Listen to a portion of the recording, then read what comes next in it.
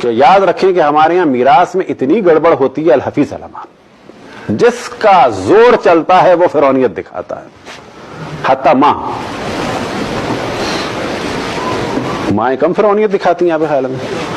شوہر مرتا ہے، پوری جائیداد پہ قبضہ کر لیتی ہیں، جیسا چاہتی ہیں خرچ کرتی ہیں، باپ کو دیتی ہیں، بھائی کو دیتی ہیں، بہنوں کی شادیوں میں دیتی ہیں، جائز ہے ان کے لیے. اپنے 8ویں میں سے دے سکتی ہیں، وہ یتیم بچوں کا مال ماں بھی نہیں دے سکتی. کسی عورت کے شوہر کا انتقال ہو، فرض کریں 1 کروڑ شوہر مال چھوڑ کے گیا ہے، خالص پیسے، سادی مثال دے دیتے ہیں، 80 لاکھ چھوڑ کے گیا ہے، تو بیوی کا کتنا ہے اس میں سے؟ 10 لاکھ. باقی 70 کس کا ہے؟ وہ بچوں کا ہے. فرض کریں کوئی بھی اس کا نہیں، صرف بچے ہیں، چاہے وہ 1 بچہ ہو چاہے وہ 8 بچے ہوں. 10 لاکھ سے اوپر خرچ کرنا حرام ہے، حتی ماں کے لیے. یہ فقہ اہل بیت کلیئر. کسی کو پسند ہے تو پسند ہے، نہیں پسند جاؤ، ہے یہی. اس میں کوئی رد و بدل نہیں ہو سکتی کہ ایسا کر دیں کہ ویسا کر دینا، کچھ نہیں ہو سکتا. حتی فتویٰ ہے کہ ماں بچوں کے پیسے کو کسی تجارت میں بھی نہیں لگا سکتی جہاں ایک ذرا سا خطرے کا امکان ہے. اگر ڈوب گئے تو کیا کرو گی؟ نہیں لگا سکتی. صرف ایسی جگہ جہاں پہ خطرہ نہ ہو. تو بعض دفعہ ماں کرتی ہے، بعض دفعہ کیا کرتا ہے؟ دادا کر لیتا ہے. کہاں پر؟ جوان بیٹا مرا، سب کچھ ہاتھ میں آ گیا، نہ بہو کو پتا نہ پوتا پوتی کو پتا، وہ اپنے مست ہیں. میرے بیٹے کا پیسہ ہے، تمہارے بیٹے کا پیسہ ہے، تمہارا پیسہ تو نہیں ہے. تمہیں اجازت ہے اس میں سے چھٹے حصے پر حکمرانی کی، وہ تمہارا ہے. باقی کس کا ہے؟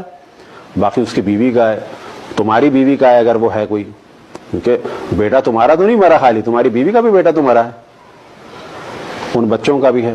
پتہ چلا جی وہ 70 سال کا دادا جو ہے وہ جہنم خرید رہا ہے.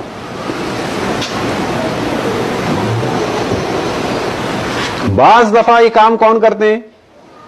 بیٹے کرتے ہیں. باپ مرا، سب پہ قبضہ کر لیا، ماں کو فقیر کر دیا. عام ہمارے کلچر کا حصہ ہے. یعنی کسی کا باپ اگر 8 کروڑ چھوڑ کے گیا ہے تو وہ سب بیٹوں کا ہو گیا نا. 1 کروڑ اس کی ماں کا ہے. اماں 90 سال کی، اماں 90 سال کی ہو یا 99 سال کی ہو، تمہارا کیا کام؟ یہ اس کا ہے 1 کروڑ. کیا کرے گی وہ؟ پان کھائے گی. کیا کرے گی؟ تمہارا سے کیا تعلق؟ تم کیا کرو گے؟ تم زیادہ کو سمجھا سکتے ہو. 1 کروڑ اس کا ہے. وہ بیٹے قبضہ کر لیتے ہیں، بیٹے قبضہ کر لیتے ہیں.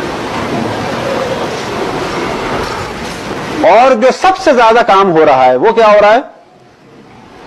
وہ ہمارے بھائی حضرات جو ہے نا، بھائی لوگ کی طرح کرتے ہیں کام.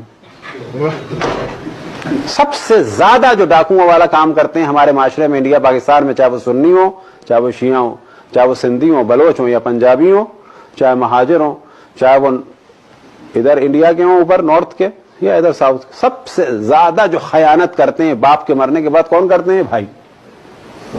پورے بھائی جو ہیں بھائی لوگ بن کے دکھاتے ہیں پیسے کے معاملے میں. بہنوں کو ذرا سا گلے لگا کے روتے ہیں. 50 لاکھ کی جگہ بہن کو 5 لاکھ دیتے ہیں. وہ بہن کہتی ہے اللہ ہمارے بھائی کتنے اچھے ہیں. وہ پتہ ہی نہیں 45 لاکھ مار کے بیٹھا ہے.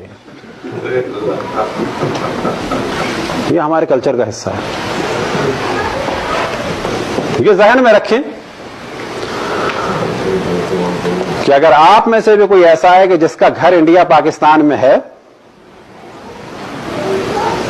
اور آپ کے اختیار میں ہے اور آپ جانتے ہیں، یا تو اس کو خریدیں. چابی ہونے سے نہیں ہوتا کسی کا. آپ کو پتا ہے 3 بہنوں کا ہے، ان کو ان کا حصہ دیں. وہ بھی زبردستی نہیں دے سکتے آپ، اگر وہ راضی ہیں تو. اگر وہ کہتی ہیں ہم تو نہیں جائیں گے، ہم تو گھر میں رہیں گے، آپ ان کو منع نہیں کر سکتے، ان کے باپ کا گھر ہے. اگر وہ راضی ہیں تو مارکیٹ ویلیو پہ ان کو پیسہ دیں اپنے پاس سے. اور اگر وہ یہ کہہ رہی ہیں کہ ہمیں تو پیسہ چاہیے اور آپ کے پاس نہیں ہے، گھر بیچ دیں. یہ رونا کہ باپ کی نشانی، باپ کی نشانی. اللہ کا حکم یہ ہے حقدار کو اس کا حق دو. باپ اسی میں خوش ہوگا. باپ کو کیا کرنا ہے؟ اینٹوں کو میں نے بنوایا تھا، کس نے بنوایا تھا؟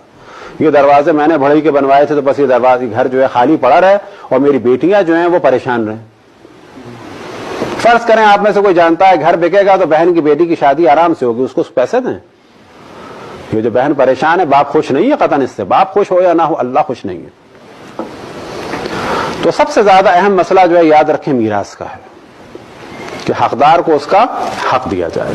اور ہمارے معاشرے میں بہنوں کا حق تو ایسے کھاتے ہیں جیسے کوئی مسئلہ ہی نہیں ہے. تو بعض دفعہ ہماری مجالس سے جو سب سے زیادہ نقصان ہوتا تھا کس کو ہوتا تھا, صدمہ ہوتا تھا, وہ بھائیوں کو اور ان کی ازواج مطہرات کو, کہ مولوی آ کے 480 کوٹھی کو جو ہمارے ہاتھ سے نکلوا دے گا. یہ کس نے کہا کہ باپ کے مرنے کے بعد پراپرٹی بیٹوں کی ہوتی ہے؟ کس نے کہا؟ ہم لوگ ہندو ہیں, برہمن ہیں, رجواڑا سسٹم ہے ہمارے, کیا ہے بالآخر؟ یہ کہاں سے غلط نظریہ آیا ہے کہ باپ کے مرنے کے بعد گھر کس کا ہوتا ہے؟ بیٹوں کا. کس نے کہا ہے؟ یہ قرآن نے کہا ہے.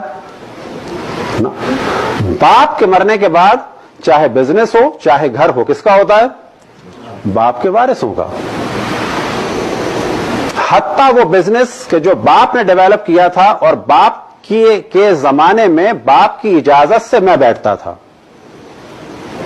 میرا نہیں ہو گیا وہ, بلکہ کہا جائے گا اس زمانے میں بزنس کے مالک کی اجازت سے میں کام کر رہا تھا, اور وہ میری خواہش کے مطابق مجھے مال دے رہا تھا, جتنا بھی دے وہ اس کی مرضی تھی, وہ مالک تھا اس وقت, اس نے کہا تھا جتنا چاہے خرچ کرو.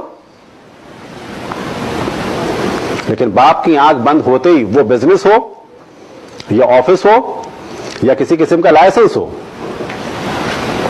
گھر ہو یا کٹلری ہو یا کراکری ہو یا فرنیچر ہو یا ڈیکوریشن پیسز ہو یا حتیٰ گملے ہوں یا حتیٰ باپ کے پرانے کپڑے ہوں, کسی پر بھی 100% حق بیٹوں کا نہیں ہے.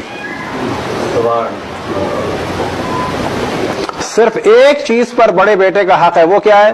اگر ایک انگوٹھی, ایک قرآن, ایک عصا, یہ لے جائیے.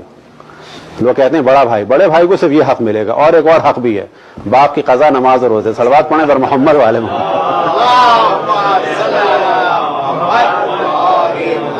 یہ ہے بڑے ہونے کی فضیلت, باپ کی قضا, نماز اور روزے. اس سے بڑھ کے ہے وہ فضیلت؟ میراث وہی ہے میراث میں سے نہیں, اپنے خود کراؤ. تو یہ جو نظریات ہیں یاد رکھیں بالکل اہل بیت سے ٹکرا رہے ہیں, اور یہ بیان کرنا ہم پر ضروری تھا, ضروری ہے. اور اللہ کا شکر ہے کہ کراچی میں اس کو ہم نے اتنا بیان کیا, کوئی نہیں کہہ سکتا کہ اب اس کو میراث کے بارے میں نہیں پتا. برحمتك يا أرحم الراحمين وصلى الله على محمد وآله الطاهرين.